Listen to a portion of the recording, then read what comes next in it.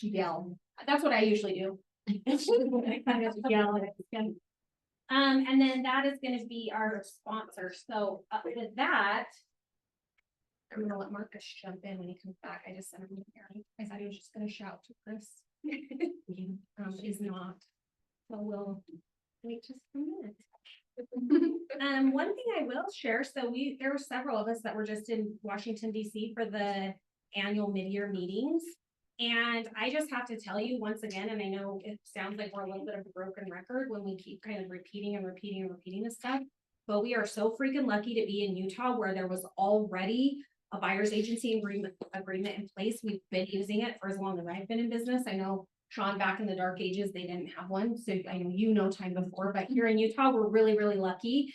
And also like from the things that I attended, there's people who are having to figure out even just how to present a buyer broker agreement.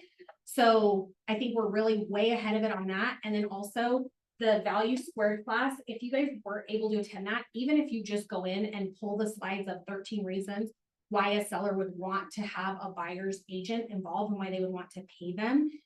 Those are so good. And I could have probably wrapped up every class down that the whole time that we were there just on that one. So there's that. Christy, did you have anything you wanted to share from it? I think you did a phenomenal job. And then I want to give a little shout. So Christy was a representative at our regional level 11 meeting. She stood up and talked about some things that are coming up in our region, and there's some legislation that we're looking at and some things that we want to make sure that we're ahead of the curve on. With energy bills and new construction and affordable housing and a lot of things like that we're 1031 tax exchanges. A lot of things are there's some things on the chopping block and some bills being proposed that we want to make sure that we're ahead of. Sean, anything you want to share? Just be thankful that we're in Utah. So she made fun of my age. So back in the days, everyone represented the seller. I don't know if you guys remember those days. Some of you might. But everyone represented the seller. So the seller would pay a version of a VAC, but it really wasn't fiduciary. And some of the states are still operating that way. And I think if they had come out of the dark ages like we have years ago, I don't even know how many years ago we switched. Like they told us we had to do. Like they told us we had to. So I think those lawsuits, if every state would have come out of the dark ages like we did, we probably wouldn't have been sued. Right. In my opinion. And I'm not an attorney. So there's a disclaimer. Okay. With that, thanks for telling Chris to record. I was going to introduce you. And then okay, perfect. Good. Okay, so Marcus is going to go over. If you guys don't know Marcus Green, friends. I'm Marcus Green and I'm bold. And he's bold.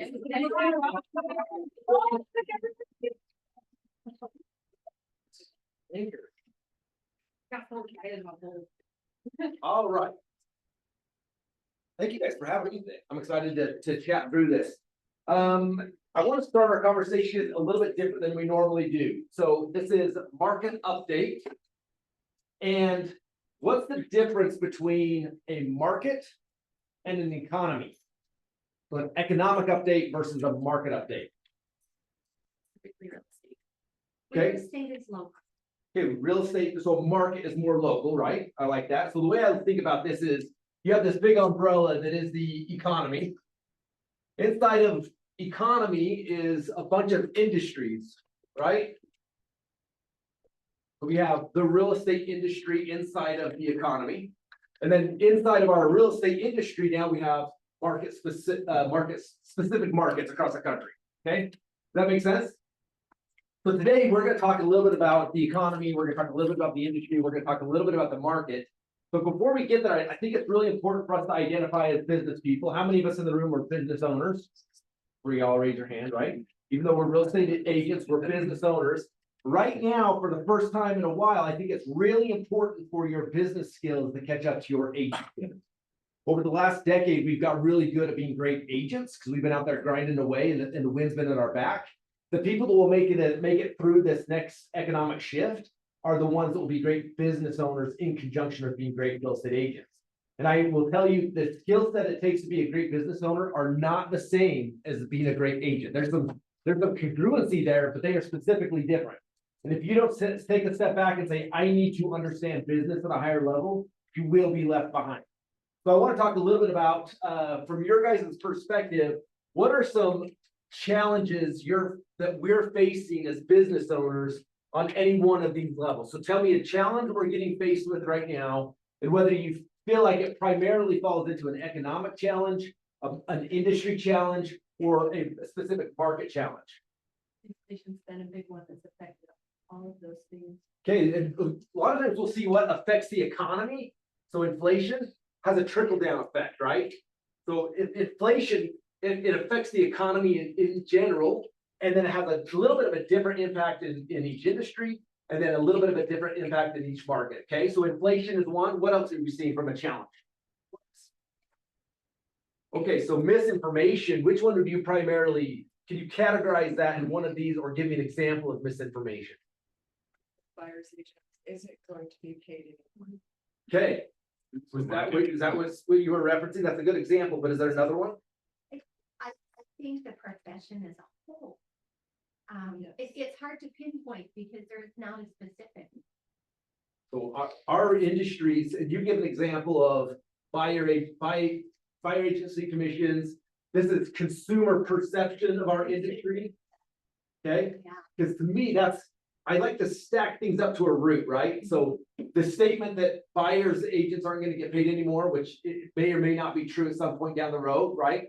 But really, it roots back to what's the consumer's perception of our role in the transaction, both on the seller side and the buyer side, right?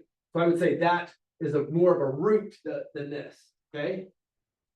Anything you want to add on top of that from where you were going with the misinformation? No, because it's a blanket rather than a specific, and it encompasses all of it, And I think misinformation plays here and here on all three levels, right? So I'm gonna come back to this word here in a second. What other challenges are we facing? Yep, Well, currently above all that is wars, because that's gonna adjust world economy, inflation. We start dealing with Iran and oil barrels, that's gonna be higher gas rates, higher inflation. Yeah. And that trickles all the way down to the real estate. this is a great point. So this is, if you look at US economy, which is our primarily economy, there's a world economy, right? Which historically, how much did the world rely on the US economy to drive the whole world forward? Is there some element of less of a connection between how the US is doing and the world is doing now? And It- who else is it- trying to drive. It's interesting. In some elements, we're giving away our position as the economic powerhouse of the world, which again funnels down. So we can sit here and play this game all day long of these specific things that are having an impact on each one of these levels. The point I want to make here is, as a business owner, there's things that you control and there's things that you don't. And one of the things that I'm recognizing right now is we're giving a lot of energy and complaint to things that we do not control. And there's things that are drawing sway. If I say yes to giving energy to those things I don't control, I only have so much energy to give. If I'm choosing to give energy away to things I don't control, what do I not have to give to the things that I do control? The energy's gone about the things I do control. So that being said, as we think through this, one of the things I want to spend a couple of minutes on here is this consumer, can't read that, so I'm going to rewrite it. The way the consumer is thinking right now. And I also want to come back to this idea of misinformation. So normally I jump straight into the statistics. If you guys will be patient with me for a minute, where's my clicker? Thing right there. Thank you. If you guys will be patient with me for a minute, I want to take a little bit of a different approach. I want to spend as much time on this piece of it as we need. And then I'm going to throw a bunch of numbers at you at the end of it, just because that's who I am. Okay, we okay with that? So let's talk through. I want to talk about NAR membership versus UAR membership for a minute. So for the next several minutes, I want to talk about, I want to have our conversation, and I'm saying conversation because I want to hear back from you on this, is where we're showing up as agents in the industry, in our market. And then in relation to that, our power as a fiduciary in the market is only in the perception of what the consumer sees us as. So I want to talk about that relationship for a minute. So let's start talking a little bit first around NAR versus UAR membership report. If you look historically, it's interesting. Blue is national, orange is, do we say orange or peach? Which do you guys prefer? Okay, here we go, orange. That was for sure orange. What was I thinking? So you look at this, it's interesting that we kind of follow the pattern here. For some reason, Utah accelerated, we outpaced in growth on the number of agents versus NAR. Why do you think Utah had more agents showing up over that period of time than the nation? So you say it again? Easy market. Okay, an easier market. Our market's been on a huge upswing, right? So huge market. What else? Yep. Yeah, our population's been growing, so maybe we've grown as a percentage, but maybe not a agent per capita as fast as some locations, but still at a fast clip. What else? I mean, like the number one state of like growth as far as like all the, things that have agents coming in. Love that. It was interesting. Where was I last week? Yeah, I'm having a hard time keeping track of all the places I'm traveling. Nashville. Who said that? Yeah, Nashville. Someone made, when I said I'm from Utah, their first comment back to me was not like, oh, that's where the Mormons are from. The first comment to me back was, oh, Utah is like the number one state for entrepreneurs. Yeah. Interesting, right? It's being a real estate agent and entrepreneur. Okay, so everyone wanted to jump in to be an entrepreneur. When being an entrepreneur was, I used this because it wasn't easy, but it was easier than it is today, right? We saw this big jump. Interesting, we saw both a deep declination a little bit in 2022 to 2023, but we're already seeing a little bit of uptick in 2024. Why would people be attracted to this industry right now? Are you guys not doing a good enough job of telling people how hard it is? So why right now it's different? Why was someone choosing to become a real estate agent here? These guys are making a ton of money and they're not doing very much, is what they thought. So why are they starting to get into business now? Because it's hard. Change of the industry itself, the change of it's changing. But some people are seeing the change in the industry as an opportunity, right? Remember, what's the old saying that one man's garbage is another man's treasure? One agent's burden and challenge is another agent's opportunity. Okay. And so there's some people looking at this as an opportunity, which I do think there's some people being attracted to it for that. I also think there's an interesting play right now with agents or new people coming into the business because they're saying, we can't make ends meet at home anymore.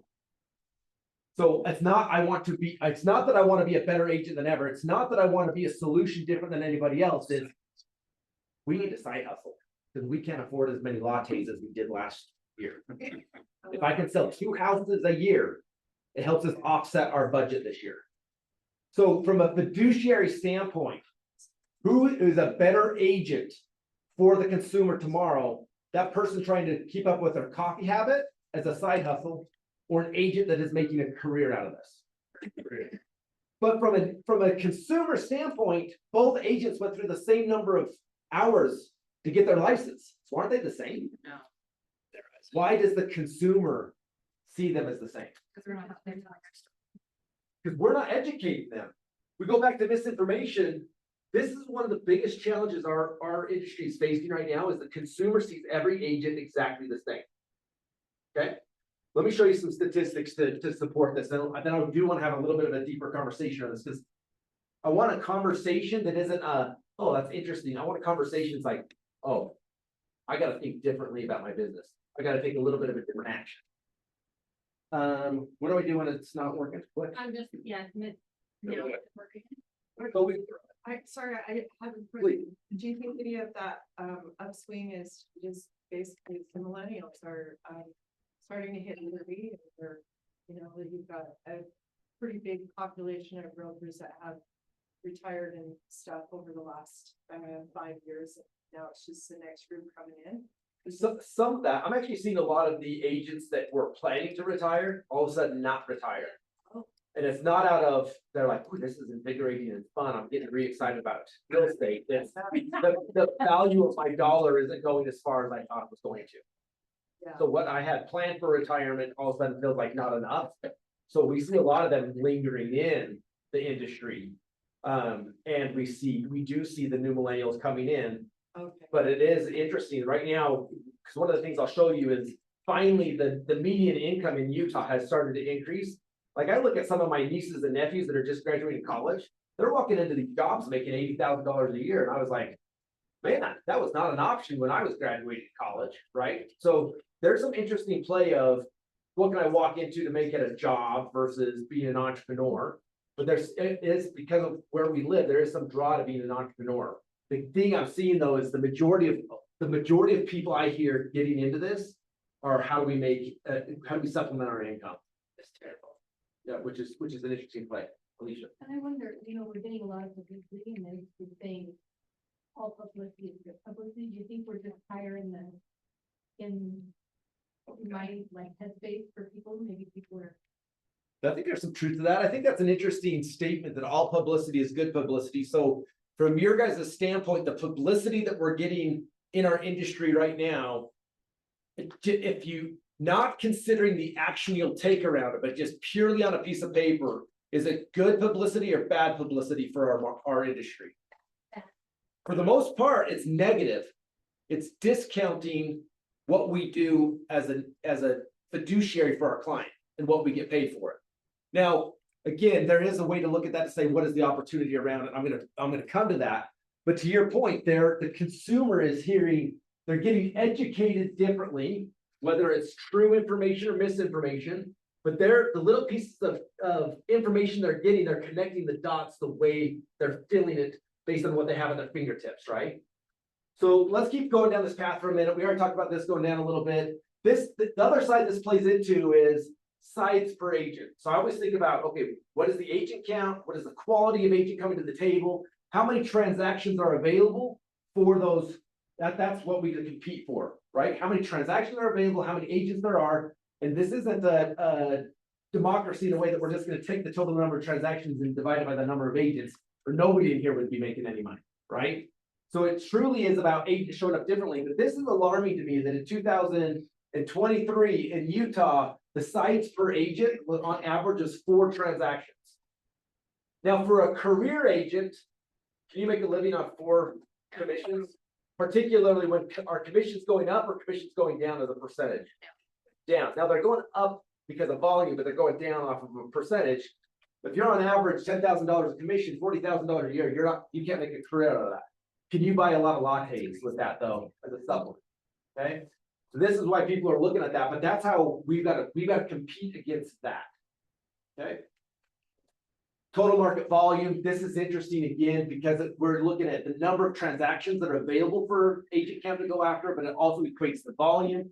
It's interesting just quickly to look at 2023, our volume dropped significantly, but you remember 2018, 2019, when we were having a conversation, we thought everything was crazy, it was humming, it was moving along. This was our volume at that time. Even in 2023, the declination was more than what we thought was awesome at that time. And we're already seeing an uptick. The projection in 2024 is an uptick off of 2023 from a volume standpoint. And we're also seeing that from a unit standpoint. So it's interesting right now to think through the number of agents per available transaction has gone down, but is there an opportunity for us to show up differently to make sure we're capturing more than our fair market or for our fair share? The thing I would say is absolutely it is. The thing I would want to be very clear with is the same activities that took over the last decade to get your unfair share is different than what is required to get your unfair share today. Okay. So it's not about, I used to get more of my fair share, so I'll just continue to do that. You have to think differently. Now, I'm not saying get better at writing your listing agreement or make your door hangers a little prettier, be better business people. That's the conversation today. Okay. So I want to talk about, I put a lot of thought recently into the way the consumer thought historically versus how the consumer is thinking today. And this is, to me, everything really roots back to what the consumer is doing. Think about the US economy right now. The Fed is doing everything they can to curb inflation and slow the economy down. But for some reason, the consumer continues to do what? Spend. So if they continue to spend at as fast as the clip they are, there is no incentive for the Fed to lower interest rates. Okay? They're trying to slow that down. But if you think about economy, industry, markets are all rooted back to what is the pattern of the consumer? What is in the consumer's brain? All the way down to when they're sitting across the table from you, it's important that the consumer is going to make a decision. It's how are they making decisions? Christy. We were talking about this the other day on inflation and economy spending. And I was thinking about when our rates were, like, where we have people locked into those 2% interest rates. Yep. Their spending patterns really haven't changed because they have, their housing costs haven't changed, right? Like, their 30% or 40% that they're spending on their housing is relatively lower than what someone's getting now. So essentially, and I'm completely off on the thought process, but it's a boatload of people that refinanced or locked in at the 2 and 3% interest rates, but they still have those same spending patterns, even though the dollar has decreased. They're not feeling that pain just yet. Okay, so this is a great point. Let's say this is someone's total income, a pie graph of their total income. The amount they were spending on housing, if they were locked in on a 30-year mortgage. Now, this is purely their mortgage payment because utilities have gone up, the lawn guy's gone up, taxes have gone up. So this is bumped up a little bit, but not in proportion to the rest of their spending. Used to be this, and now it's this. So they're feeling a bigger pain here than they have been feeling here. But this to me is an interesting point, because at some point, if their spending habits, their needs and wants outpace this, what are their options? Go be a real estate agent, and sell a couple houses, or change their circumstances here. Okay? What's interesting is we're actually seeing, Tommy, right now, are we seeing an uptick in the number of refi applications coming through the door? Yes. 31, 32%. Why in Hades would anyone trade a 3.5 mortgage here for a 6.5% or a 7% mortgage here? They're in debt. Because this is too fun. We like these things. Okay, so this is a really interesting thing. One of the things we talk about today is watching foreclosure patterns and notices, which we may see an uptick on that. But this is a little bit terrifying from an economic standpoint, if you think about it. So let's come back to this for a minute. I want to share a couple ideas as I sat and journaled on this a few weeks ago, in anticipation of a podcast I was on, that they asked me to think through this. I wrote this out and I want to share a couple experiences. So I want to think through, I've been in real estate now for 22 years. And the way the consumers used to show up and think and react to my value proposition is significantly different than today. Does everyone agree with that? Sure. So I want to point out a couple bullet points that I thought through as I journaled this out and see if you guys agree or disagree. And by the way, there's no brownie points for agreeing with me just to agree. I really want to hear your sentiment on this because our goal today is to learn together so we can be better together. Number one is I used to find that the consumer relied on the agent for information so they could make a decision. So it was really easy for me to walk in and be like, oh, thank goodness you're here. Teach me, tell me what's going on in the market, tell me the process, help me understand it so they could make a decision. The new way that I think they show up in relation to this is how many times when one of your clients calls you, have they already started the process mentally? Why? Why wouldn't they call you when they first were like, oh, we need to start thinking about how? All the information is already at their fingertips. Yeah. At 2 o'clock in the morning, they were on the phone, which knows way more information than you. They can even ask ChatGPT to put together a whole market analysis for them without any work from you. So it's really interesting. Right now, the consumer is relying on the information they gather. So when they show up to you, they're not showing up to say, educate me so I can make a decision. They've already pre-educated themselves. And in some element, they've already made a decision on the best action for them. So they're coming to you with an idea of already what they're supposed to be doing. Now, it may come back to this. We all know on the internet, I can find one argument saying do this and another argument saying the exact opposite. But in that moment, by the time they call you, they've already come to some element of a pre-decision of the best course of action. Okay? Are we in agreement with that? The way I showed up here is not how I need to show up here because of this. I think I agree with this, and it depends, right? Because I still have a lot of clients who are like, just tell me what to do. Just tell me what to do and we'll do it. So what does that root back to? Why would they say that to you, even though they've already done some element of some research? Overload. Say this word loud. Trust. They trust you. They trust you more than the information they got somewhere else. Or they trust you to make more sense of the information they've gathered. Would you agree with that? I hope so. I want to believe Yeah. that's true, yeah. But the argument I would make is one that says you're doing something right in your position, to position yourself as the trusted resource. The difference I would say is they've already done some element of homework and have some information. In this scenario, they want you to help make sense of that information, other than saying, where do I even go for this? But there's still a generation gap. There it That's is. my point. So like the people that I'm working with that are selling mom and dad's house, they have not done any research. They're still, like, they don't know, and they truly honestly don't know. But So it I think depends the on the generation gap is generation. closing too, because I deal with some older people that I'm Yeah. actually surprised that like they're whipping around on their iPhone and iPad and showing me sketches and things where I'm like, wow. That's why I think it depends too, because I also have other people that are young and they're like, they still couldn't figure out their phone either, right? Or they can't afford the technology Yeah. or, so I think, yes, it's true, and it Yeah. also.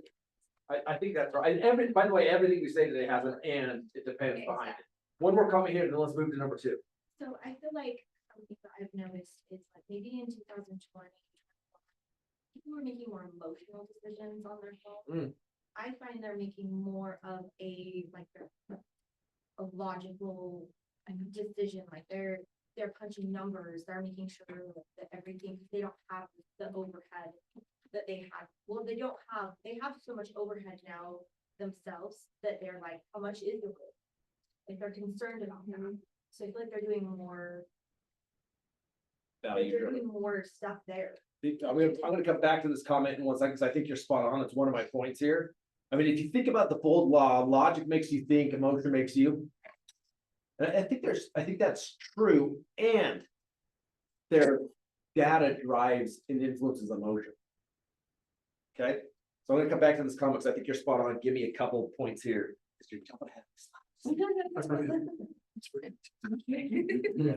Two, old way, relationship based on likability. Man, early on in my career, I was so good at winging things. Like I didn't prep for that listing appointment. I was like, I'm gonna go in and they're gonna love me by the end of this thing. So regardless of what I say, they're gonna want to work with me, right? It really was a lot based on the old idea of a handshake of, oh, good, I like you, let's work together. That's why a lot of times historically, it was so important for you to be first to the table, because it's like, well, if I like you, there's no need for me to meet that person this afternoon. Okay? I don't think that's as true as it used to be. They have to like you, but they're not gonna base their decision purely off likability. So the relationship is based on the value received. So they can like you, and if you're not solving a problem for them and they don't see a clear pathway to solving their problem, they will not choose you. Maybe if you were the only choice, they'd still choose you. But on average, how many agents does one person know? 7,000. 7,000. It's interesting. I'll show you a stat here in a minute. I'm gonna show you some survey results that 1001 did that I thought was staggering. 13.6 on average. One person on average knows 13.6 agents. No, or friends on Facebook? 'Cause I feel like that. It's probably skewed a little bit, because if they ask me that question, I'm like, I know 10,000 real estate. Yeah. But the point I'm making, out of 1,000 people interviewed, asking a specific question, how many agents you know, on average, it was 13.6. Which means, are all 13.6 agents the same? No. Are all of them the same qualified? No. Are all of them the same experienced? Are all of them sitting in a room learning from the smartest guy in front of the room, or looks like me? Yeah. No. So the point I'm making here is are you counting on the relationship of I like you and you like me? Or are you very clearly, we have a relationship of trust because I'm bringing value ongoing to the conversation? Number 3, old way, believe services from all agents to be equal. Means, oh, well, this agent does these things and this agent does these things and they all do these things, right? There is still very much a perception that all agents do the same things, right? We saw this play with Homey. Why are you paying so much? We do the same things over here. Do they do the same things? No, they don't. But the perception from the consumer is, well, if they do the same thing, why wouldn't I pay less? All of us would make that choice if we really thought that the service was the same for a lesser price, right? So now the consumer believes this. They believe that services should be customized specific to their needs. You might look at them and say, oh, I've dealt with this 1,000 times, but in their mind, I'm unique. My situation is different than anything you ever faced. Let me walk you through this. And if you treat them like, yeah, this is how we do it, you're not gonna connect with them. They want you to come in and say, yep, I'm here to understand everything about you. I wanna know ins and outs of your, and what I'm gonna do is off my menu of services, we're gonna make sure we tailor this for your specific needs. They wanna be treated that way. They don't want a one size fits all, like, oh, you guys have solved 1,000 people's problems with this program, I want that program. They want it customized to them. Everyone wants to feel unique. They want to feel unique. The other thing I noticed is, man, my people used to celebrate the heck out of me at the end of a transaction and make me the hero, right? I'd walk in with the Superman cape on at the closing table and they're like, you did it. I'm like, of course I did. Superman. They don't want me to be the hero anymore. They don't want you to be the hero. We show up in our conversations like, I'm gonna save the day. That is not what they want. They do not want you to be the hero. Who do they want to be the hero of their story? Them.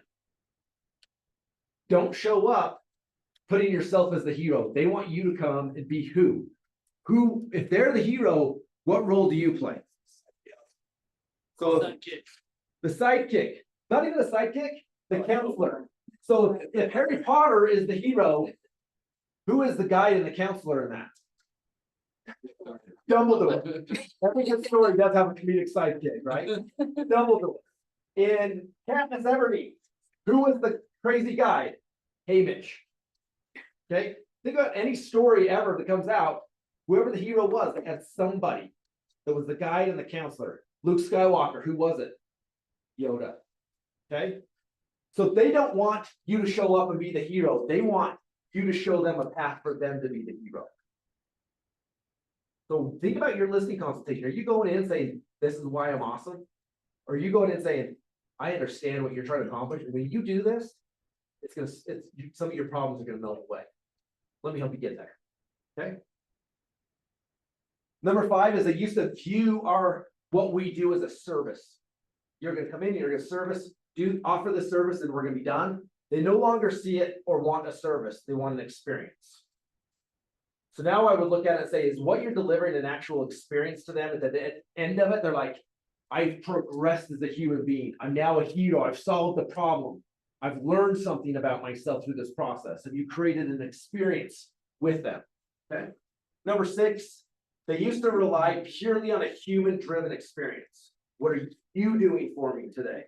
What problem are you solving for me today? This goes back to the conversation earlier, is they expect some element of a tech-supported experience. It's not just about you showing up. It's what are you as a business, what are you providing? What tools are you providing for them for a tech-driven experience? Okay.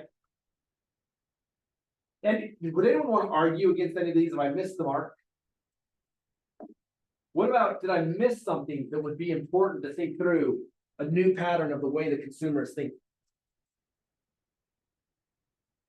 I think for a while, they've just been hanging on, waiting for interest rates to come down. We didn't want to let go of that, 2-3% interest rate. And I feel like it's starting to, we've reached kind of the critical mass point where the pain of staying is outweighing the pain of trading up to a higher interest rate. So I think they're starting to base decisions on emotion again. We gotta move, We're seeing some pent up there. Yeah. Because every year in transactions, it's been interesting the last couple of years, because a lot of people have moved out of want. If you take the total number of transactions, a certain percentage of those happen out of want to move, and a certain percentage of those happen out of I need to move. Okay. We've seen, based on the current economic situation, we've seen the number of need to moves reduce. And we've seen some of the want to moves reduce. And then we've seen some of the need to move hold on for dear life. Like, if I could just wait a little bit more, if I could just squeeze through this, because somebody told them that interest rates were going to go back to 3% or whatever, right? That bottleneck is about to burst, if it isn't already, where they're like, okay, enough's enough. I literally have to make a move. What happens to circle there when their housing costs go up because they're paying at a higher interest rate, but their spending is the same. It'll be interesting to see what happens. And that even though that plays into housing, that's gonna be something that drives the economy is people's spending habits. If you think about the percentage, so there's a thing called cost burden in housing, right? Cost burden means that they're spending more than 30% of their income to maintain their household. And right now, as you measure cost burden or housing burden, the percentage of people that are spending more than 30% on housing is the highest it's ever been. And depending on the decisions they make here, could go higher, which if they don't reduce their spending here, it's going to cause a problem, which I'll show you some graphs on that later. So the point I want to make with this is I show you some of the results of this survey next, is I want you to think through the value you're bringing to the table and say, am I actually the solution for the consumer today? Because you cannot be the solution for the consumer if you don't understand what the consumer is thinking right now. Are we in agreement with that?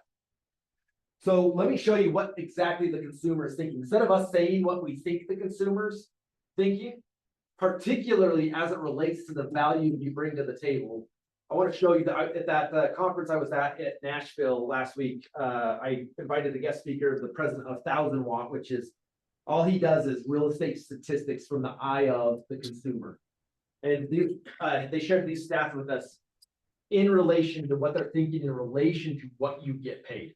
Okay, so I want to go through these, talk through them, and kind of come back to this idea of if the consumer's thinking that way, am I matching my value to how the consumer is thinking? So number one, they asked, did the real estate agent who helped you buy your home explain up front how they were to get paid? And by the way, one thing I love about this is you'll see some of the same questions asked different ways, and there's contradicting answers. Why would there be contradicting answers from the same group when they ask the same question in a different way? People are stupid. Oh, sorry. Don't use that in your list of bar council. All right, yeah, forgive me. But so the point I'm making is I guess you could define it as stupid, but I would say they're misinformed. They're drawing some element of a conclusion, and then it would said another way. They're like, oh, well, yeah, that does make sense. And then you say it a different way, like, well, wait, well, yeah, that makes sense. There's a lot of power in how you use words, which a lot of you are learning in bold right now. So it's interesting. Did the real estate agent who helped you buy your home explain up front how they were to get paid? Only 55% said yes, 45% no. They didn't really explain to me how they get paid.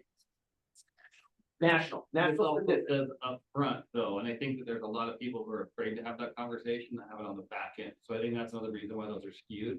Yeah. Which is insane to me, but.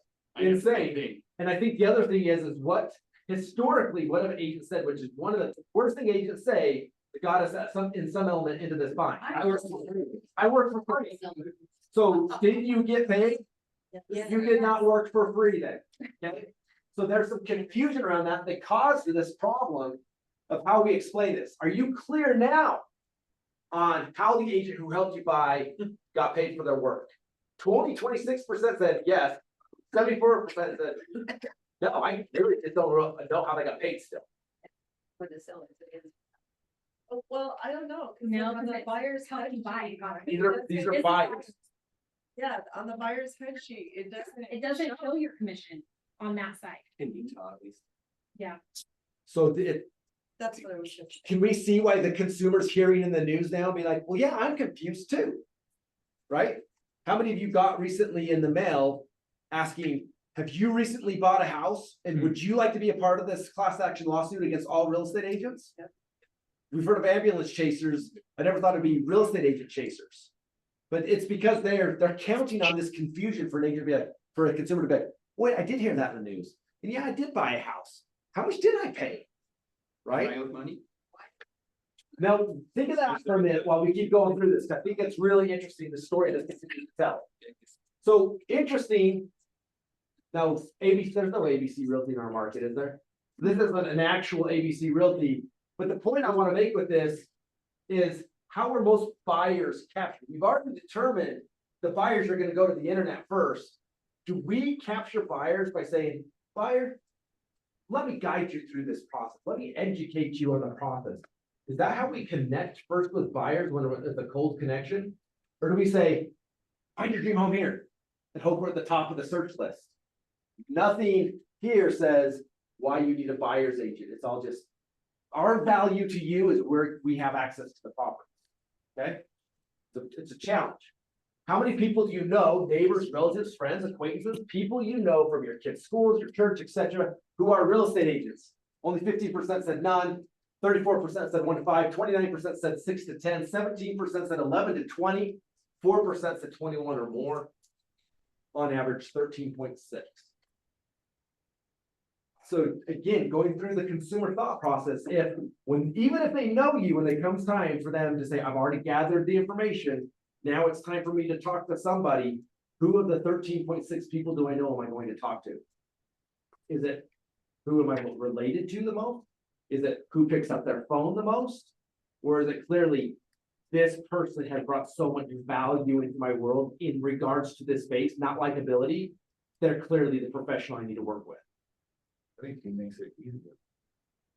Okay, who makes it easiest? But how would they know that? Because most people would at the end of it says, oh, that was easier than I thought. I think it's their perceived. It's like, if I see you on social or I see you like listed a house, oh, I can easily get a hold of you. If you're calling me to say, hey, this is coming up, or did you know this, or what questions do you have? The most recent, goes right into value, right? But like the mind share, value bringing mind share. It's mind share, but I think you bring up a good point though, because how many decisions do you make on a given day? And how many of those decisions are made on what is the easiest? Our brain is tailored like, for example, I live in Farmington. Guess where I grocery shop? I way overpay on groceries. Farmington is ridiculously priced. That's the cool stuff. I can drive 5 minutes farther and go to Smith's and save money, but it's easy. Okay, it's easy and it's a good experience. So I overpay on groceries. Okay. So I think this is important is you can't wait to the end and say, was that easier than the other 12 friends? Well, what have you done up front to make it clear, like, oh, Justin makes this easy. Justin can help me make sense of this. Justin can make me the hero to my own problem. I will tell you, answering your phone is a huge thing. Who does that anymore? Well, when I'm finding somebody to refer to, if somebody answers their phone, that gives me the impression that they're gonna take good care of my client. I'm gonna refer to somebody who answers their phone. Yeah. Because even if I thought you were the first of the 13.6, if I called you and I don't even get a call back in the first 30 minutes, the problem is here. I want to deal with it now. Okay, good point. Let's keep going. Because what time do I have till? 12:50? Oh, guys. We've got to pick things up. Are we okay with this conversation? Okay. I'm gonna get in trouble. On a scale of 1 to 10, how do you react to the following statement? The recent lawsuits in real estate industry have made me question the value of real estate agents. Strongly disagree. Strongly agree. Average 6.9. 39% of people were 8 or more. And saying, did I overpay? Did I really get the value for what I paid? Interesting. On a scale of 1 to 10, how do you react to the following statement? I am now more likely to seek out alternative real estate services or platforms that offer lower commission rates if I buy or sell a home in the future. 44.37%, 8 or more. Interesting. Keep this in perspective as we look at the rest of these. Real estate agents who work with buyers often get paid a fee equal to 2.5 of the purchase price of the home their clients buy. For example, an agent would get paid $12,500 on a $500,000 home purchase. Based on this, do you think 50% said real estate agents who work with buyers definitely get paid too much? 21% real estate agents who work with buyers probably get paid too much. But notice this, 53 plus 11, 64% of them, real estate agents who work with buyers get paid about right. I know we don't have time to get into this, but like there's so much backstory needed for context in terms of who are we asking? Because if you've never bought a house, honestly, I don't care what you think. These are all legit buyers. These are all people who have Recent been buyers. through a transaction. Okay, Recent buyers. all right. So, and enough of them that you were getting a pretty fair story on this. Yeah, sure. But the point I'm making is the slides before, remember the way they were asked, the people saying, maybe my agents did get paid too much. But when they said, hey, going through a whole acquisition, 500,000, they get paid 12,500. 64% said, yes, sounds about right for what they got paid. But the previous slide said differently. Same people, different question. I think a lot of that goes back to the likability thing too, like if you're not pitching your value and explaining the things and the process you're going through, that perception is completely different than at the end of the transaction when they've seen those things happen. Yeah. Right? And I think that's been true historically, but now they're going to put more effort into the decision up front. Yes. Not wait to the end and be like, oh, that wasn't fair or not. They're going to actually look at it and be like, what exactly do you do? Not only what do you do in the transaction, but what have you done for me before I needed you? Plus what do you do in the transaction? Plus now I look at what I'm paid for that and we'll be like, this equation makes sense, or this equation doesn't make sense, and now there's options.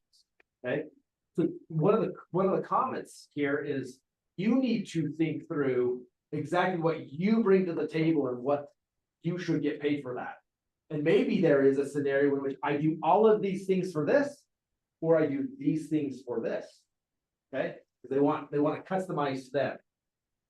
Interesting. Currently, in most real estate transactions, the agent representing the buyers pay about 2.5%. The commission is determined by the seller and their agent before home is listed for sale. It comes out of the seller. If people would have explained this better, the lawsuit wouldn't exist really, and granted other states operated the way we do. And comes out of the seller's sell proceeds at the close of the transaction. How do you interpret this? 35%. The buyer is paying nothing for the agent services. 65%. The buyer is paying the 2.5 that goes to their agent because the buyer is the source of money in the transaction. So if it's explained like this, 65% of people understood it, yet a jury did not. Okay. 94, or do you think this seems fair as a follow-up? 94% of people said, yeah, that seems fair. 6% said no. If that is true, how did we end up in this situation? Words matter. Because words matter. Okay, we're gonna talk about this. Currently, these things are true. Most home buyers do not have to sign any kind of exclusive agreement or contract. This is national. Kind of exclusive agreement or contract to hire a real estate agent. Most home buyers do not pay their real estate agent out of pocket for their services because their agent commission was distributed at the close of transaction from money that is usually borrowed. If you had to sign an agreement, so this is the question, if you had to sign an agreement to work exclusively with one real estate agent and you had to pay for that expense out of your pocket, how much would you be willing to pay for that service? Or excuse me, pay out of pocket for their services, what would you do? Sorry, the next one's about how much they would pay. 14% said, I would be fine with this. 53%, I would have some reservations, would probably still hire an agent to represent. So if they have reservations, when someone has reservations, what are they missing? Information. Otherwise, they're confident in their decision. When we're not confident in our decision, it means we don't have enough information to be confident in our decision. 16%, I would probably seek out agents who offer lower fees or allow me to work with other agents. 8% said I would just work with the agent representing the seller. I'm going to talk about that a little bit more here in a minute. If you were a buyer, if you were buying a home today and your budget was $500,000, how much would you be willing to pay for the services of a real estate agent to guide you through the process? Again, contradictory in some ways, because 37% said 10,000, 15% said 12,500, 5% said 15,000. So that's a pretty good percentage saying that I see value in that relationship and I'm willing to pay for that value. When you see down to 12% said 2,500. Okay.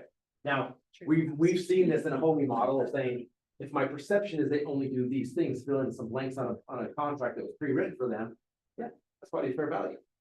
But if you're creating an experience for somebody, they see the value in it, they're willing to pay for it, but it's not, we've got to show up differently to help that. I'm going to talk a little bit about that. Which of these statements do you agree with more? 30% said they agree with this more. It really isn't necessary to hire a real estate agent to help you buy a home because all the homes for sale are online and you can just work with the agent who is selling the home, the listing agent. 70% said it is worth paying a real estate agent to help you buy a home because it's a big, complex purchase requiring the expert guidance of a professional. Words matter. Words matter. A big, complex purchase. If they see it as a big, hairy mess, do most people pick up a ball of yarn and get excited about unraveling the whole thing? Or do they give it to their kid and be like, I paid $5 to unravel this thing, right? The idea is, we need to help them understand. Some of us have been so good at what we do that at the end of the transaction, the consumer says, well, that was a piece of cake. And that was our goal, is to make it feel like, I'm going to handle everything. It's going to be a piece of cake. But in some ways, we caused their own problem because they didn't realize all the things you were doing for them. Okay. Oh, in other countries, this is, to me, this is important because a lot of people are talking about our industry shifting this way of the seller's agent just representing or helping the buyer go through the process without representation. So in countries other than the United States, most home buyers do not have a real estate agent representing them in transactions and instead rely on the seller's agent to coordinate the transaction, provide information about the home. What do you think about this? 71%, I think it makes sense. It seems simpler than having two agents involved. Does that seem nuts that they would look at it that way? Not from the consumer. Yeah, perspective. consumer makes. Why?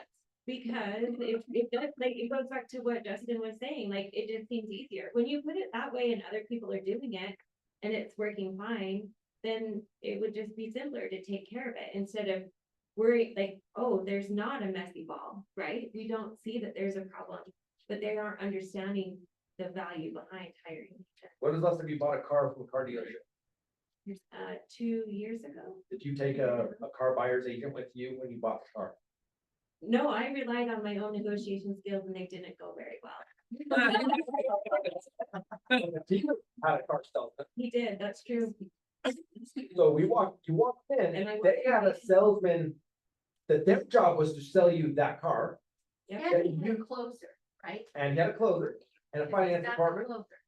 Then what was their goal when they saw you walking around the lot? Yeah. They're not leaving here without. Selling the car. Okay, now, it's a little bit of a different, because if you didn't like this car that was blue, what else do they have? Yeah. Here's a car that's silver. Okay, this is where the consumer's at risk under this scenario is my only opportunity to make money from you is I'm gonna sell you this house that I have listed. So now, really, the consumer is at more risk under the scenario than even a car salesman situation. Because if I'm an agent that is purely in it for money, I'm gonna say what's needed to be said to get you to buy this house, because it is my chance for a commission, and because the world hasn't shown up, I've got 6% listed on this, and I don't have to give you any of it. And there, it takes away, taking away the buyer agent takes away the checks and balances. Yeah. Which is why we're American, right? Yeah. We want the checks and balances.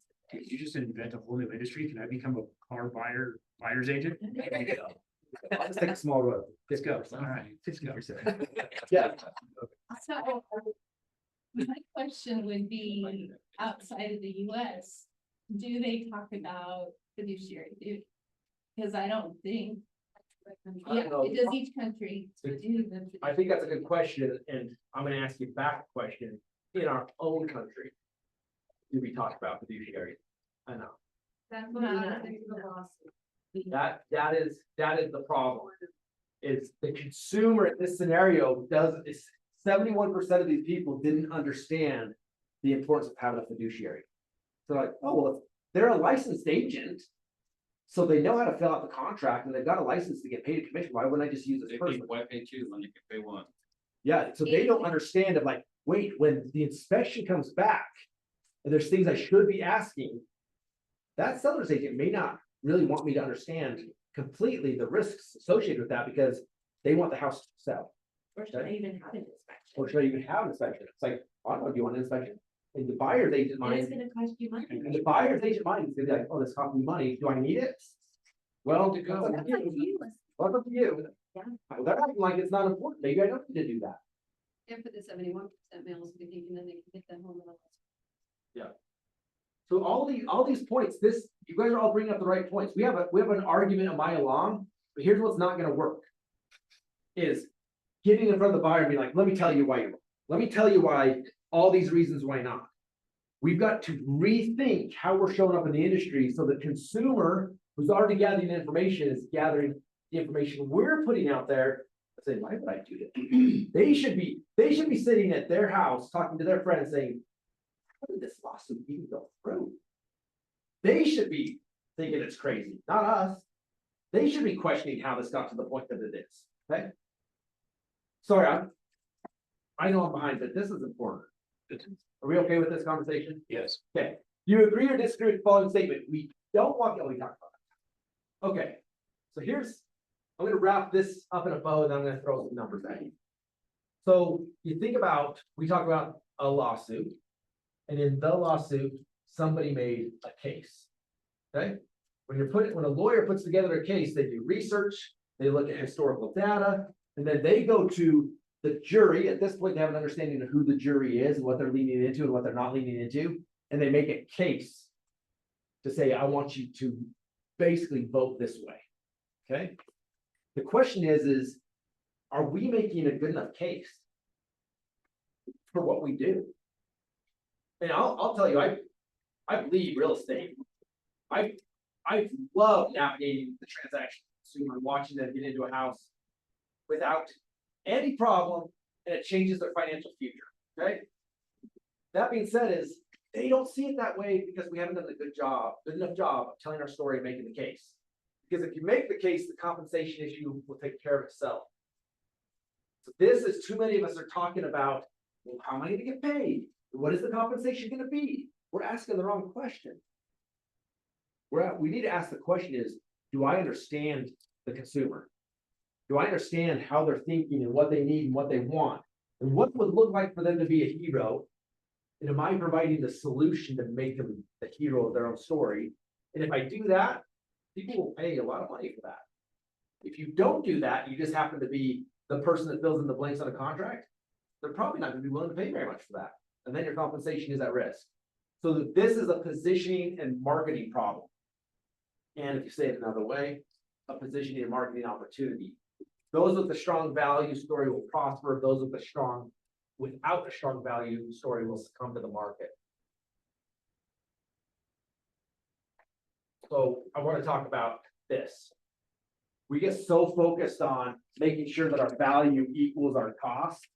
Right now, we should be focusing on how does our value way outpace the cost to work with us.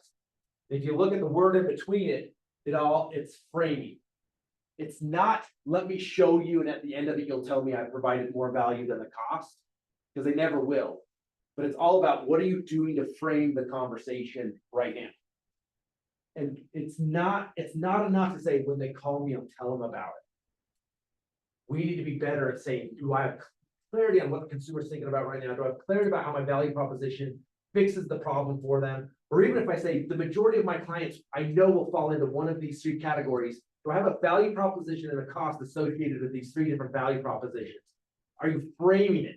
Are you prepared upfront to frame it and tell the story? Or are you waiting to react to what comes at you? Here's, by the way, this has not been run by the broker at all, so don't steal these and use them. Make sure we're getting broker approval on anything going out. But just I wanted to give an opposite scenario to what I showed you before from a buyer agent. Find your dream home here. I'll capture you. As opposed to something like this. Buyers, here's how we get paid and what that means to you. Here's another one. Dream home, nightmare home. It's our job to spot the difference.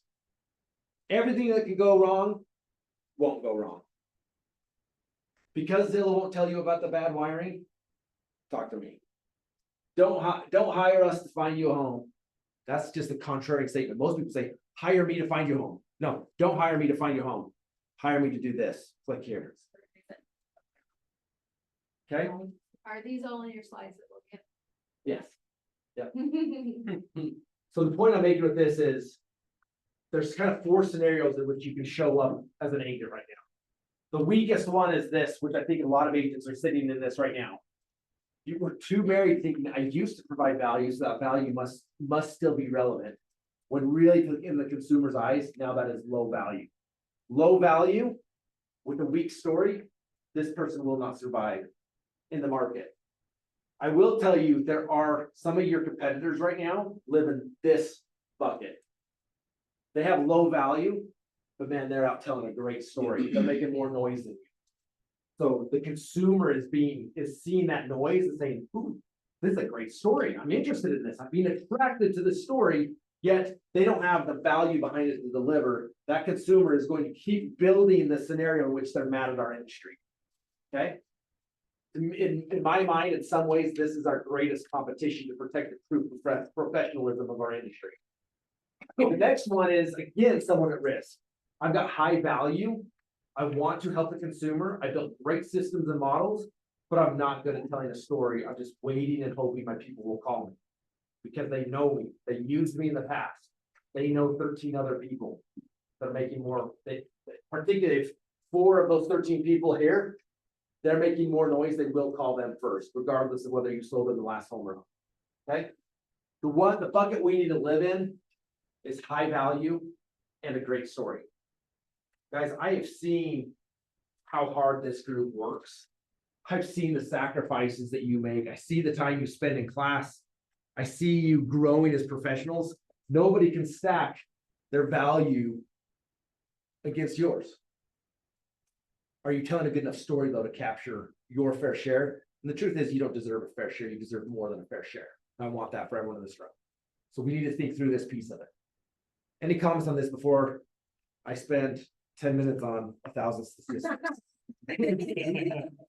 Kristen. I just wanted, this is just, I'm just gonna put it out in the room.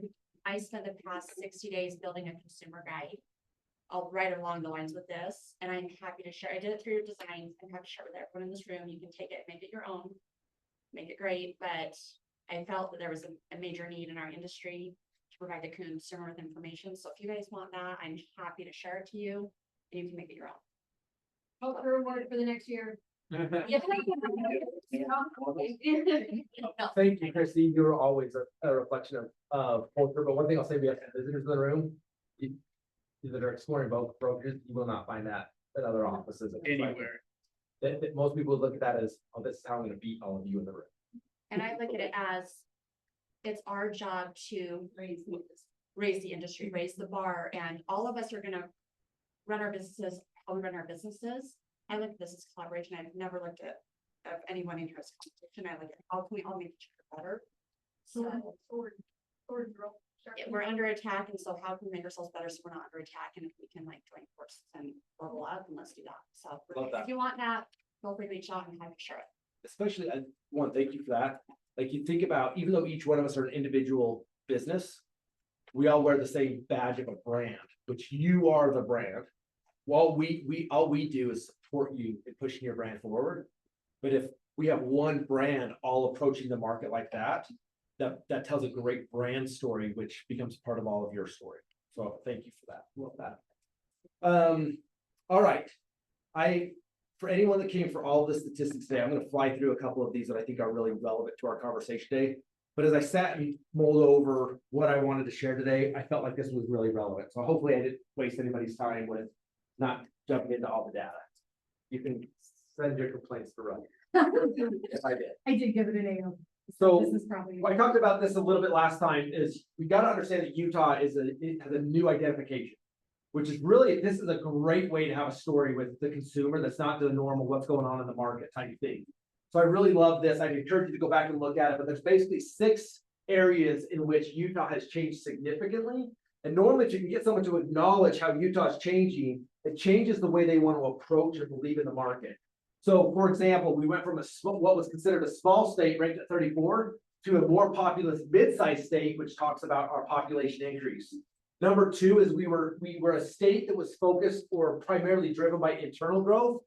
We're really an external growth company now. There's lower fertility in Utah than there's ever been, but for some reason we're growing at a faster pace than we ever have. It's because what attracts people to Utah. This is a great story for people to understand. Like even for a Utah grown person to understand, why would I pay that much for that house when I used to be able to get it for half as much? Is them understanding that was the internal growth, counting on internal growth, Utah, where now we're attracted to other people that are willing to pay more money. So you'll still have an upside in appreciation.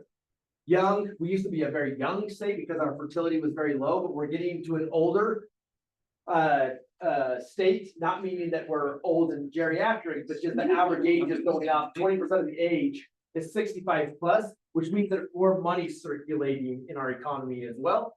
Multicultural. This is one of my favorite things about, especially living out of Utah for several years and coming back, just to see the multicultural evolution of our state has been awesome, which makes us more attractive to more people. I love that.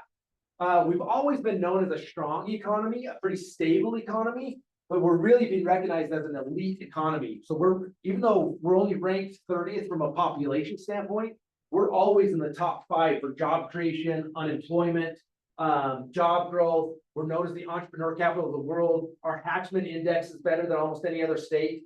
So this is a really cool thing about our economy and builds confidence in the value of our properties moving forward.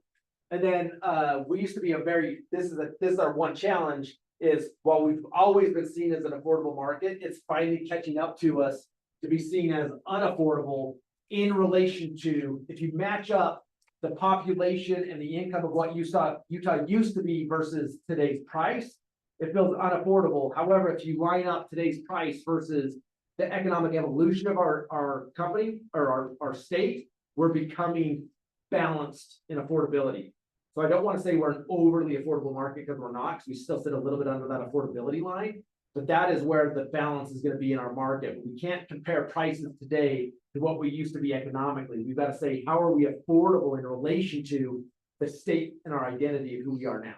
Okay, so I would encourage you to take some of the data behind this that I'll share with you. And how are you having this conversation with the consumer to help them understand what Utah is and the opportunity of Utah as it sits today? Real quickly on home sales, this is US. Interesting that we're seeing US, even with high interest rates, we saw a You may decline. find that information in messages. Why did you? It started listening to you, like, it was like dictating. Why is that? 2023, we had a declination in the US on the number of home sales. That was August, we counted on that. However, 2024, we're projected to increase the number of transactions. So to Alicia's point earlier, is even though interest rates haven't come down, there's more people are like, okay, I can't wait any longer, I need to do something. In my mind, the biggest bottleneck of our market is getting enough home buyers that really would love a different property to trade their 3% interest rate for I want to say, but it's more like It does start with an S, yeah. well, I'll have Tommy talk here in a second about where we're seeing mortgage rates go. Utah, same thing, we saw declination, however, we're outpacing last year's sales only by 0.9%. Again, we've talked about this historically, is the thing that the government's looking at is trying to slow down the overinflation of prices, which you can see on a national scale, we're really only 90% above what they want to see as the trend line. When in Utah, our biggest challenge is we're 67% above the trend line. Again, if you couple the conversation of the new Utah, I would say that somewhere in here, we started becoming the new Utah. If I was trying to illustrate this for a consumer, what I would do is slash that yellow line here and say, we're establishing a new trend line based on who we are now. Which to me, this should be slashed and this yellow line should be moved up in here somewhere of what it is. And we're proving that right now because the way the economy is set up with high interest rates, we should be seeing a declination in home prices, but are we? No. We're not. 1%. Because what we did with the buyer pool by increasing interest rates is we did reduce the buyer pool, but we reduced it from this to this. We still have cash buyers, we still have buyers that need and want to be here versus where they're at. Would I trade a 3% mortgage in San Francisco for a 7% mortgage here on a house that's half as much? Yes. Yes. Okay. The other thing that I wanted to point out with this is just, it's interesting to look at that. This just illustrates again what Utah did right here about 2015, 2016, right when we're coming out of the recession. This is when we started becoming that new Utah. You can see that it showed up in our home prices because of the demand on our market. Otherwise, look historically how we tracked. Old Utah lived within the US like this. New Utah showed up like this, okay? This one was really interesting because it shows how our home prices across the US showed up during different recessions and financial crises. But again, it's interesting that even with the Fed raising rates, this declination isn't about it going down. It's based off the percentage of the year before. So you can see it barely dipped below the 0% line and it's already going back up, which means our economy is very strong. The demand on our market is still very strong. Inventory, again, this is where we say there's an inventory problem, and the inventory problem is not too much inventory, it's not enough inventory. which is interesting. One of the places the US economy is outpacing us is the days on market. US is like 36. Number of days on the market in Utah is what? So across the state, it's 63. 63 days across the state right now. So it's interesting to kind of see why is our market sitting a little bit longer. But again, if you look at the historical average, like of what they wanted, like say a balanced market is 6%. I think I like to see a market between 3 and 4%. To me, that's a healthy market. 6% to me is not necessarily a healthy market, but the Fed looks at it that way.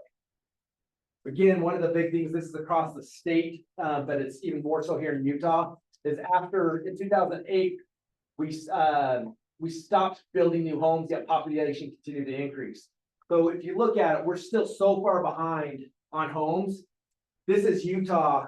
If you look at yellow, increase in housing units, pink is increase in households. Red is the important one here, is the cumulative shortage. So every year that we're not building enough homes, it's making a bigger and bigger shortage. Right now in Utah, we're short based on our population and the number of people that need homes by 37,000 people, 37,000. So the point I want to make with this is we hear about people saying like, I can't afford, so we're going to do a multi-generational house. We'll see more of that, but that doesn't eat up the full shortage of people that want homes. Okay. In markets where they don't have this big of a shortage, that could push prices down. I'm not as worried about that in Utah. Okay. When you get to this graph, it will show you the projected housing demand and the units needed by county. If you look at Weber County, 15,000, Davis County, 23,151.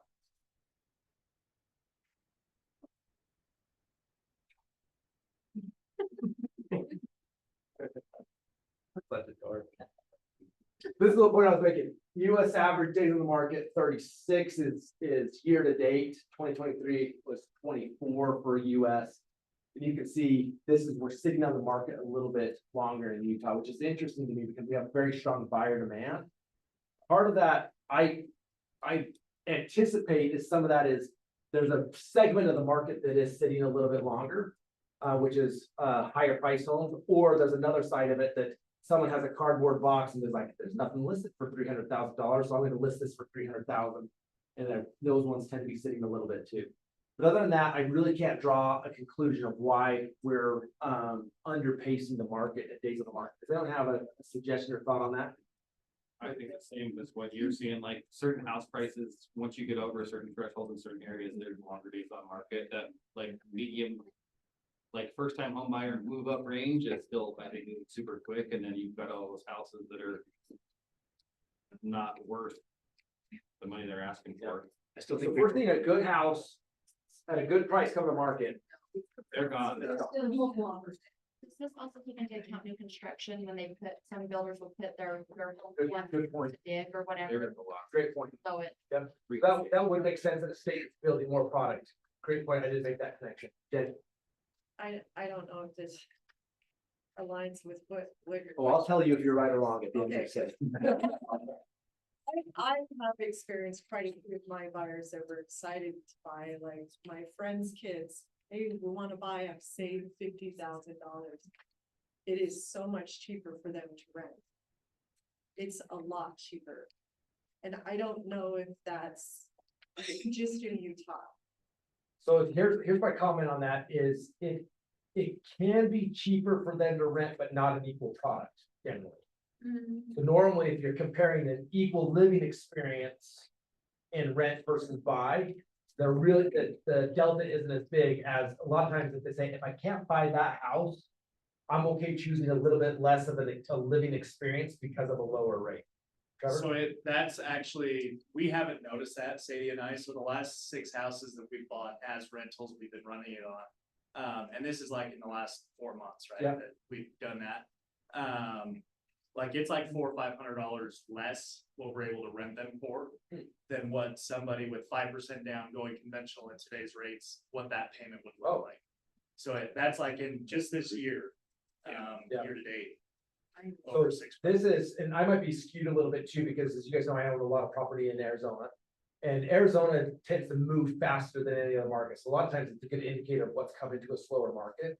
And for the first time in over a decade, we've seen a small decline in rental rates, which we haven't seen that show up yet really on average in Utah. but we've seen just a little bit of a downtick in rental rates, in Arizona, which is interesting. Great point.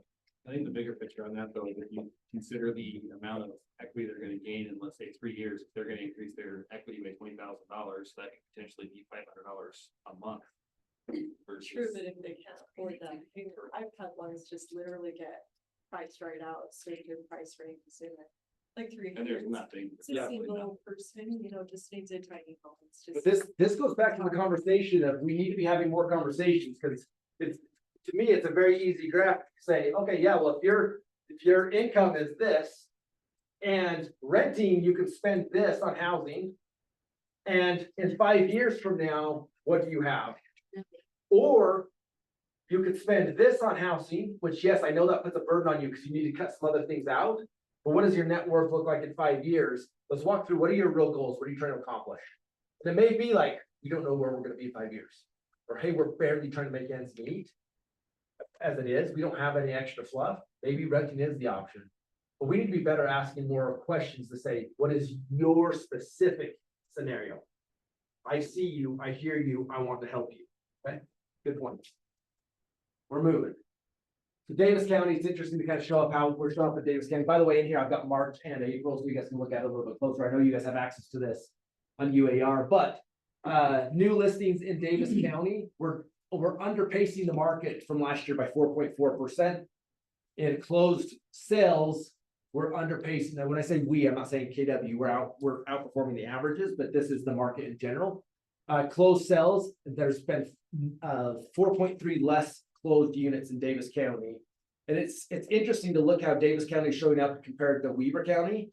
There's been more transition in Weber County than Davis County, which is more of an established population in Davis County than there is in Weber County. And the median sales price is $420 in Weaver versus $505 in Davis. Yep. So the It's a affordability. different demographic. Yep. If you look at Weaver County in April, we saw in April an uptick 15.7 more listings. This is an indicator that people are starting to say like, okay, we need to do something.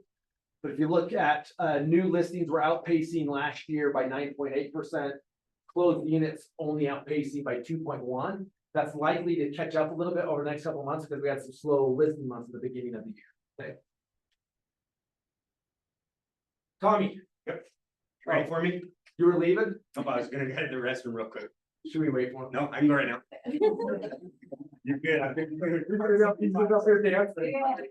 A gallon of water. So a lot of you guys know Tommy is our partner in Unity Home Loans, and a lot of you have used him over the last several months, which I really appreciate. And the feedback I'm getting is awesome about that partnership. Thank you. I really love that feedback. But we all know that mortgage interest rates have a big piece on buyer affordability right now. So Tommy, just take a couple minutes because I know I eat up all the time. No, you're good. But walk me through a little bit, what do we foresee with interest rates, either from where rates are going or products that you think are interesting that we should be thinking through right now? So I've got a lot of stuff that connects with everything you've done today. So thank you for all this information. We It's didn't even awesome. practice. We didn't practice, but it's on. So we're seeing rates anywhere from 6 to 7% depending on the product. FHA rates, low 6, 6 and an 8. If you have some concessions, locking people in at about 6.5, 6.75 on other conventional products, depending on concessions. So that's where we're seeing rates right now. Today we got a producer price index report, and it measures the wholesaler producer inflation. It came up 0.5% higher than last month. So the Fed sees that. They do not like that. They've seen that over the last month. They don't want to lower rates, right? So we talked last time about the Fed wanting to have a 2% inflation. So 2% is what they are targeting.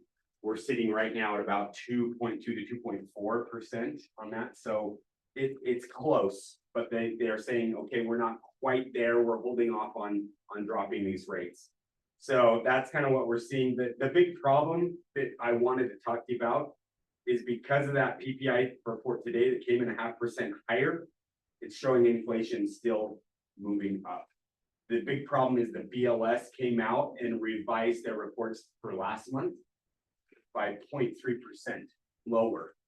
What does that mean? Means we should have had lower rates last month, but they revised the information a month after. So that's a big issue, right? We're seeing them do that with unemployment numbers as well. So the BLS needs to give us correct data, otherwise we have this, right? That's a big problem. Because the Fed doesn't have correct information, consumers don't have correct information, the markets don't have correct information. So it's frustrating because last month we would have had a rally in mortgage bonds, rates would have been lower if we would have had those corrected information. So we're seeing a lot of this. Another thing Barry Habib talked to us about, New York Times put an article out yesterday of a buy versus rent. And what did they compare? They compared a $500,000 home with a $2,000 rental. Is that good data? They also had a lot of bad data about renewals, the tax benefits, all these other different information. So this is what your consumer is reading, right? But they said that if you would save $333,000 over 10 years if you rent versus buy. That is what the New York Times put out. What, do we know that? Is that correct information? As real estate, did you guys know Gary Keller, all the information we have? That is absolutely false. So Barry Habib went back, put in the correct information. Over 10 years, you would actually make $235,000 on very conservative numbers in equity, right? So we do have a buy versus rent tool that I have on my site. Happy to use that for any of your buyers that need that information. I can plug that in for them, show them how they can gain equity and wealth over buying and owning real estate. We all do that. So misinformation for sure, right? They want to falsify the information, plug in the wrong data, and that's what we're getting. So the other thing I want to talk about is my current experience with current buyers. I heard a lot of you guys say, what are you guys seeing in the market right now? $400,000 to $600,000 homes. Are they going fast? Yeah. Are you seeing multiple offers? Yes. I'm seeing buyers having to bid on 3 to 5 to 6 different homes before they're able to go into contract. What does that mean? You have a demand out there, right? People are willing to buy in this market at the current rates. What are we doing to help them? We're doing 2-1 buy downs, temporary buy downs. When you're buy down, we're permanently buying down. We're getting concessions from the sellers to help them. They realize that there is an opportunity to get out there, to get into a home, to own it, and down the road, if rates come down, we can help them refinance, right? And we're committed to that. Committed to that with Unity. We are growing. We added another team player to our team, so we're growing. We're super excited about that. We're super excited about being a partner here for you guys. So a couple other stats I wanted you guys to be aware of. Personal savings are the lowest levels in years, so that's a little frightening. Consumer confidence report came out. It went from 77% to 67%. People are seeing this drag on, this inflation, higher costs. We're seeing a normal family seeing about $10,000 to $12,000 a year in extra additional cost for inflation. So that's why you're seeing people jump in, trying to get second, third jobs.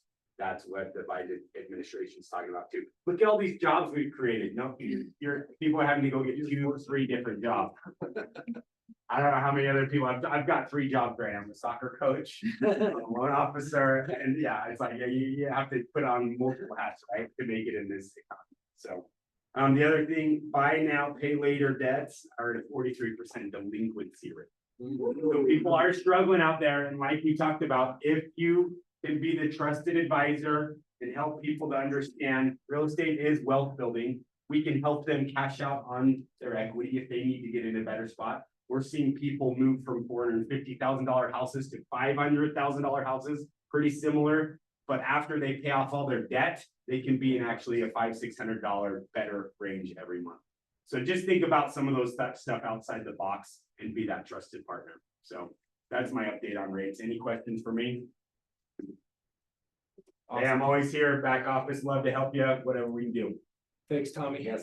Hey, guys, use them in those conversations too, because you're building validity and value. It's not just what you're saying, but bring a partner with you that can have that conversation and say like, hey, let's team up on this and create the right solution. Great job, Tommy. What I thought this was interesting in relation to mortgages too, just to give a perspective, a pie chart of the number of what percentage of loans are still under 5%. 89% of current mortgages out are still under 5%. That is a bottleneck in our market. So to wrap up our conversation, by the way, all these slides. Well, I think we have all this data is this. What I'd love to hear to wrap up, since I'm already over time. And we have a sponsor that's coming up. is what action items are you gonna take away from our conversation today? Because if you walk out of here saying, good for me, I sat in a room and listened to some crazy guy talk for 2 hours. What? Framing. Okay, so go reframe. Yeah. Storytelling. Right, I love it. Storytelling. So this isn't just put it on a piece of paper, it's make a plan on a piece of paper and an action plan with it. Any other action item that you took away from our conversation today? Be a better business owner. Be a better business owner. This is time to double down to learn how to be a great business owner. If you can learn how to be a great business owner in tough times, you will be a phenomenal business owner when things come back, and they will come back. Love that one. That was a big aha for me, is the client's got to be the heroes, take a different position. Which from an ego standpoint, there's some people in our industry that will never let their ego will not let them do that. Okay, not you. And I feel you'd love to see somebody else. Okay, thank you for sitting with me. Let me kind of go rant on some other things than just normal numbers. Hopefully there was value in it, but I felt inclined to share that message with you today. I'll turn it back over to you, Rusty, to introduce the sponsor.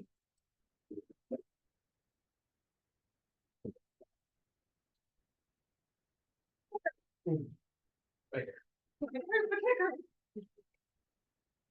Okay, I gotta go all the way back here, sorry. 10,000 slides later. I feel like we need to book you more time. Or like, give me less words. Now it's not gonna work. No, that's That'd be all I need. Let's all be realistic Yeah. here. It's only got longer. Oh my gosh, so many slides. Oh, there it is. Daniel Miles with TMI Property Management. Hi, Daniel. How's Sorry it for going? looking a little over. Very good. This guy seems. This man. Awesome. He is, and thank you for being our. Yeah. Okay, awesome. So I've been here a couple times. My name is Daniel Miles. I'm gonna pass that a couple. Want me to help you? Sure. These are just some rental analysis. Awesome. You want me to just pass that, like, is this whole packet going? Just, for people to look at? yeah, it's all the same. So this go on for each row. So those are free. So anytime you guys are working with clients or looking for someone that's looking to buy some rental properties, you can always just call me. I can run those numbers for you anytime. Sometimes those numbers when we run them are, I feel like factual and they're accurate, and other times I feel like they're a couple $100 off, but usually they're ballpark figures. But a little bit about me. I've been in property management since 2008. I bought Puma as a nationwide franchise, so I bought it in 2013. So going on 11 years now. We manage about 350 units. I have like 6 or 7 employees now, so we're definitely in growth mode and are looking to continue to grow. As far as our pricing, we charge 8% of the rents, but if there's anybody that you refer to me, I'll lower that down to 7% for them. And then we do have a leasing fee that we charge of $350. So anytime we put a new tenant in the property, we charge the owners a $350 fee, and we actually just pass that fee along to you guys as a referral. And then we charge for like inspections. Other than that, we do everything from doing all the advertising, showings, background checks, leases, signs, collect rents, coordinate, maintenance. We do inspections at least 2 to 3 times a year, making sure the tenants are taking good care of the property. We do all the accounting, so we handle everything. And the only thing the owners hopefully are doing is collecting their monthly rent checks. And of course, letting us know, giving us approvals. So that's in a nutshell, kind of what we do and we charge. Any questions out there? What website are most renters finding properties on? Where's the not? I'd say number 1 is probably Zillow. Zillow, KSL, Red are the biggest ones here. Those are the 3 biggest ones that you advertise on. Yeah, we have about 7 or 8 different ones, but those are the biggest ones. Yeah, it used to be, KSL used to be like, or rental used to be number 1, and it seems like Zillow's kind of taking over. But yeah. What's your coverage? Oh, good question. We handle anything that we want to cover. So what makes sense for us is Davis and Weber County. I have a couple in Salt Lake. I have a couple in Box Elder County. But as you know, the more you stretch yourself out, the you don't do as good as a job. And all of our vendors and the people that we trust and know are here local. So that's generally the area. Some people ask like, you know, down Utah County, that's a different, but yeah. Do any lawn care with? We hire all that out.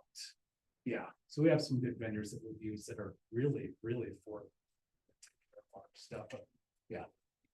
You do a short-term furnish. So we're just starting on that. We've done the long-term, the normal residential for I've done that since 2008. That's what I feel really comfortable with. I do have a business partner that's come on, and we actually have 2 right now that we're doing on the short-term rental side. So we don't have a lot of experience in that, but we're doing it. We're working on it. And we have the people for like cleaning and, you know, the website. So it's not much different than our long-term. It's just a matter of having the people build do that. Yeah. With the short term rental, if you were to analyze and tell people what might make sense. You know, the property is something that they're looking at, like, something to. Yes, but like I said, I'm kind of hesitant on that. Me personally, I have a business partner that handle that, and I'm not as confident as the numbers I give you on the residential side, but we can do all those numbers and. I think I told him when he's running the short-term rental side. I told him I'm busy enough, I don't want anything to do with it. So I'm sure he's doing that, but I've hired him to kind of run that side. So he's sharp, anyway, but it's a learning process, so. Are you gonna hang out I know we ran over, but are you gonna be able to hang out for a minute? So if people have Yeah, you individual bet. questions, they can come. chat Oh, with yeah, you? we got Chick-fil-A over there, it's just easy, so. Oh, delicious. And delicious, yeah, yeah. Okay, awesome.